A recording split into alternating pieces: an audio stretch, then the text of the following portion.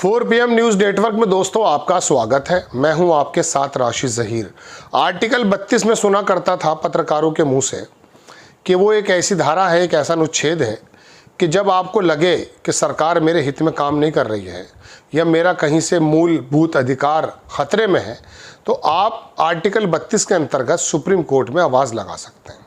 वो आपके मूलभूत अधिकारों का संरक्षण करने का काम करेगा। लेकिन एक धार्मिक पशु, एक व्यक्ति सावरकर की मोहब्बत में सुप्रीम कोर्ट पहुंच गया और ये कहने लगा कि मेरा मूलभूत अधिकार है, मौलिक अधिकार है मेरा। सावरकर पर जो राहुल गांधी ने टिप्पणी की है उनको सज़ा होनी चाहिए। CJI गवाई साहब बोले ये मौलिक अधिकार कब से हो गया? सावरकर को ही मौलिक अधिकार बताने लगा। राहुल गांधी के पक्ष में खारिज कर दिया गया उस मुकदमे को। लेकिन मैं बताना चाहता हूँ कि देश कहाँ पहुँच चुका है। आप देखेंगे दोस्तों कि सुप्रीम कोर्ट में वीर सावरकर, वीर लिख रहा है दैनिक भास्कर से जुड़ी याचिका खारिज। इसमें राहुल गांधी को निर्देश देने की मांग की गई थी जिसमें वो सावरकर के खिलाफ कमेंट ना करें। वो करते हैं। उस आदमी की बात यह है कि जब वो अपनी यात्रा निकाल रहा था, भारत जोड़ो यात्रा, तो ये उद्धव ठाकरे का बेटा उसकी यात्रा में शामिल हो गया। और आप जानते हैं कि सावरकर का क्षेत्र जो है महाराष्ट्र है। वैसे तो ये धार्मिक पशुओं का दिल भी है, उनका हीरो बना हुआ है वो। लेकिन उस ज़माने में भी सावरकर के बारे में महाराष्ट्र की धरती में यात्रा के दौरान राहुल गांधी ने उस वक्त भी उनकी जो है भर्त्सना की थी। ये भी कमाल काम था। आप देखें, सुप्रीम कोर्ट ने मंगलवार को विनायक दामोदर सावरकर से जुड़ी याचिका को खारिज कर दिया।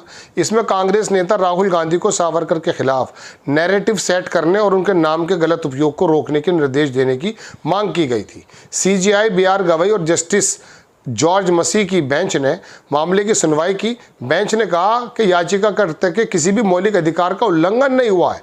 इसको मौलिक अधिकार मान रहा था वो, और इसलिए न्यायालय हस्तक्षेप नहीं कर सकता। याचिका डॉक्टर पंकज फडणवीस ने दायर की थी, जो कोर्ट में मौजूद रहे। दरअसल उन्होंने राहुल गांधी को सावरकर के खिलाफ कमेंट करने पर सजा के तौर पर सामुदायिक सेवा करने का निर्देश देने की मांग की थी। उन्होंने अपनी याचिका में कहा था कि राहुल, ये उपाध्याय करके एक वकील है बीजेपी का, उसका काम था ये, वो भी साथ में था। राहुल गांधी और वीर सावरकर के बारे में गैर जिम्मेदाराना, अपरिपक्व और अपमानजनक टिप्पणी करने की आदत है। राहुल को जब सावरकर पर कमेंट करने के लिए उनके खिलाफ दायर मानहानि के मामले में दोषी पाया गया तो सज़ा के तौर पर उन्हें किसी सज़ा के बदले एक दिन के लिए मुंबई में सावरकर संग्रहालय में झाड़ू लगाने जैसी सामुदायिक सेवा करनी चाहिए। ये कहना था। देखिए लाया क्या था सज़ा वो। अब देखिए याचिकाकर्ता ने क्या कहा, मैं सावरकर पर सालों से रिसर्च कर रहा हूँ, कारोबार था नहीं, क्या करता। सावरकर के बारे में कुछ फैक्ट बताना चाहता हूं। मैं कोर्ट से राहुल गांधी को निर्देश देने का अनुरोध करता हूं कि सावरकर के नाम और प्रतीक अधिनियम 1950 की अनुसूची में शामिल करें। CJI ने कहा कि इसमें आपके मौलिक अधिकार का उल्लंघन क्या है, ज़रा बताइए तो सही। आप क्यों वहाँ तो हो गए, परेशान हो गए आप। हम इस तरह की याचिका पर विचार नहीं करते, हमें हस्तक्षेप करने का कोई अधिकार नहीं मिला, मांगी गई राहत नहीं दी जा सकती, याचिका खारिज की जाती है। याचिकाकर्ता फिर क्या बोला कि लोकसभा में विपक्ष के नेता राहुल गांधी मौलिक कर्तव्य अनुच्छेद 15A का उल्लंघन नहीं कर सकते, वो मेरे मौलिक कर्तव्यों में बाधा नहीं डाल सकते। क्या बात है भाई, इतना ज़्यादा सजग आदमी निकला। CJI बोले कि हम इस मामले में हस्तक्षेप नहीं करेंगे। अनुच्छेद 32 की याचिका पर केवल मौलिक अधिकारों के उल्लंघन के लिए विचार किया जा सकता है। राहुल ने अंग्रेज़ों के लिखी सावरकर की चिट्ठी दिखाई थी। बात यह है दोस्तों, ये तो खैर आपको मालूम ही है कि पूरा मामला क्या है, राहुल गांधी को किस प्रकार से घेरने की कोशिश की जाती है। लेकिन बात यह है कि सावरकर के गॉडसों के विचारों पर जो देश के अंदर एक बड़ी जमात तैयार कर दी गई है। देखिए, मैं ये बात पे नहीं पढ़ना चाह रहा हूँ कि उसके 5 लेटर थे या 6 लेटर थे। मैं कहना ये चाहता हूँ कि सावरकर के बहुत सारे वक्तव्य के ऐसे नहीं हैं जो समाज के अंदर विघटन पैदा करते हैं और वो उस संविधान के खिलाफ है। उस आदमी ने शुरू में जेल में जाने के बाद जब वो वापस आया है और अंग्रेज़ों की जो भी गुलामी की उसे छोड़ दीजिए। प्रोफेसर पुनियानी कह रहे थे कि बराबर वो लेटर लिख रहा था, उसको वजीफ़ा मिल रहा था। लेकिन अब क्या कर सकते हैं, उसकी जो तालीमात थी, वो जो नफ़रतें पैदा करने का काम करके गया था, जो आरोप लगते हैं, उसने जो पूरा का पूरा RSS को सींचा है। वो जो देश के अंदर आज एक विघटन और नफरत पैदा दिखाई देती है ना, सवाल उसका है। कि एक ऐसे आदमी के सिद्धांतों पर चलें जिसका चेला गांधी जी को मारकर चला गया। भाई प्रोफेसर पुनियानी अपने बयान में कहते हैं, अब उनसे लोग नाराज़ होते हैं लेकिन वो अच्छी बात बताना है और बिल्कुल लिखित में, कि जब गॉडसे एसेसिनेट करने गया गांधी जी को तो ये बाकायदा इसके पास गया सावरकर के, और जा कर के इसने जो है उनसे वो मांगा कि साहब मुझे थोड़ा सा वो दे दीजिए आशीर्वाद। तो उसने संस्कृत में जो शब्द कहे उसके मायने ये हैं कि जाओ और विजयी होकर लौट कर आओ।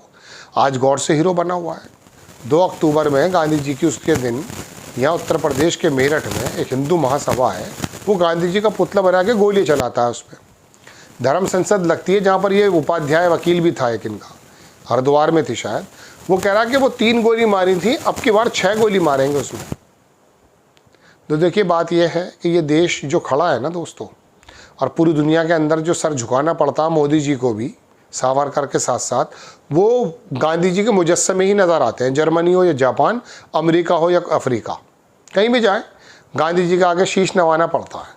बात यह है दोस्तों कि सावरकर की जो तालीमात हैं वो देश के अंदर कोई एकजुटता पैदा नहीं करती हैं। आप कहें कि राष्ट्र की बातें करता, राष्ट्र के अंदर अगर मिसाल के तौर पे ये बातें आने लगें कि वो नफ़रतें भी दिखने लगें, बहुत सारी बातें, मैं उसे लंबे उसमें नहीं जाना चाहता, बस उसका अंदाज़ा इतना कर लीजिए कि गोलवरकर की किताब से कितने इंस्पायर थे सावरकर, या सावरकर से कितने इंस्पायर थे आरएसएस, जिसके अंदर तमाम नफ़रतों का बवंडर है। अब इस बात को राहुल गांधी अगर कहते हैं, बल्कि उन्होंने, राहुल गांधी ने एक जगह कहा, सावरकर की पोतरी के सामने जब कोई मुकदमा था जिसमें राहुल गांधी को झटका भी लगा था, उन्होंने कहा ये बहस होनी चाहिए, पता तो चलना चाहिए ना देश के लोगों को। सन 66 में जब सावरकर जी मर गए तो उसके बाद ये हुआ कि वो गुमनामी में थे, देश के अंदर कुछ भी फ़र्क नहीं पड़ा। लेकिन आज सावरकर के बारे में तू तलाक करके बात कर लीजिए, आप देखिए कितने कमेंट आने वाले हैं मेरे इसमें भी। बात यह है दोस्तों कि जिस व्यक्ति ने नफ़रतों का संचार किया, जिस आदमी की नफ़रत की वजह से गोडसे जैसे व्यक्ति पैदा हो गए और वो गांधी जी की हत्या कर बैठा, अब उसके बाद ये विडंबना नहीं है, वो पुरानी बात है। नेहरू जी का किस्सा मोदी जी लेकर बैठे, लेकिन बात यह कि उसका प्रचार प्रसार आज के लोगों के अंदर पढ़ करके एक बहुत बड़ा वर्ग पैदा हो गया है, वो नफ़रत पैदा कर रहा है। ये जो लिंचिंग्स हो रही हैं ना दोस्तों, भारत में ये काम नहीं हुआ करता था। ये लिंचिंग्स, ये मारकाट, ये कपड़ों से पहचानना, ये तमाम चीज़ें, ये उसी आरएसएस और उसी नफ़रत की जो है बीज है जो पहले लोगों ने बो दिए हैं, और उसको लेकर के ये पार्टी अब सत्ता में आ गई है। क्या कर सकते हैं बताइए, 100 बरस की मेहनत है इनकी। अब कभी ये संविधान पर हमला कर देते हैं, कभी सामाजिकता पे, कभी भाईचारा पर। बहरहाल दोस्तों ये है कि राहुल गांधी को तो के बारे में तो सुप्रीम कोर्ट ने दे दिया फैसला, लेकिन उस आदमी का हिम्मत देखिए, कह रहा मेरा मौलिक अधिकार है। आपको खबर कैसी लगी अपनी राय कमेंट्स बॉक्स में ज़रूर दीजिए। चैनल को सब्सक्राइब कीजिए, शेयर कीजिए। नेक्स्ट टाइम मैं किसी खबर के साथ हाजिर होता हूँ। जय हिंद।